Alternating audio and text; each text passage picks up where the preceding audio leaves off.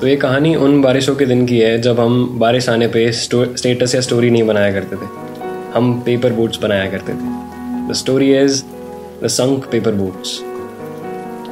Don't dare tear new pages, yelled my father, catching me tearing new pages from my homework notebook. My elder sister, who had a solution to almost every problem of mine, saw my gloomy face and asked my father, "Can we use old newspapers?" To which my father said, "Yes, but don't waste much." Mine was a 40 years old engineered home. My parents got worried whenever it used to rain cats and dogs.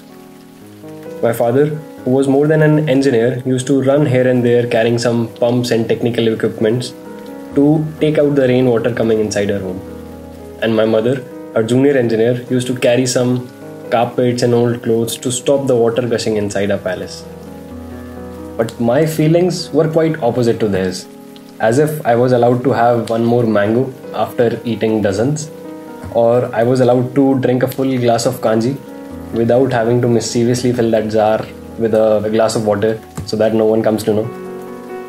Splashing the water all around and getting a splash from my mother for doing so were the most cherished memories of those rainy days. Not disturbing our parents, who were preoccupied with the rainwater syndrome, I and my sister used to sit making paper boats and pretending that we are engineers, which we both are, unfortunately, today. Putting a toothpick on the top and my engineer's father's electrical tapes as flags, we used to land our ships, not boats, on the dirty oceans of rains. Sometimes the ship used to go too far. Sometimes to the neighbor's aunt, who used to tease me by taking a flag out of my ship, and I used to tell to my mother that मेरा flag है, aunty से लेके आओ. I and my sister used to cry, used to smile, used to laugh, used to grumble, and watch our ship struggling through the dirty waters, through neighbor's aunt. But most of them used to encounter a drainage which had a whirlpool, to which our ship played a merry-go-round and finally disappeared. With one leg inside our flooded palace and one leg outside it, as soon as the ship disappeared, without even an iota of regret, we used to rush to find old newspapers, falling sometimes, getting scolded most of the times, and were back to engineer those paper boats once again.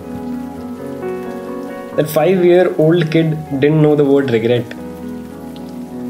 He was unaware of the disappointments, expectations, and defeat of life. He didn't have an idea that his boat has failed and didn't go that far. Maybe the boat will not go too far. Maybe his hard work will sink in a whirlpool.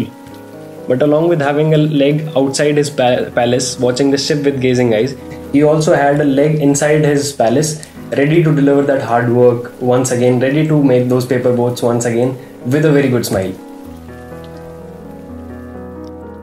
Today, probably after 17 years of knowledge, wisdom, maturity and whatnot, that grown-up kid is sitting afraid at the doorstep, afraid to build another ship after watching the first ship fail. Why are we scared today? Scared to try, experiment new things, scared to build new things. Let's leave all the practicalities of life and be that kid once again.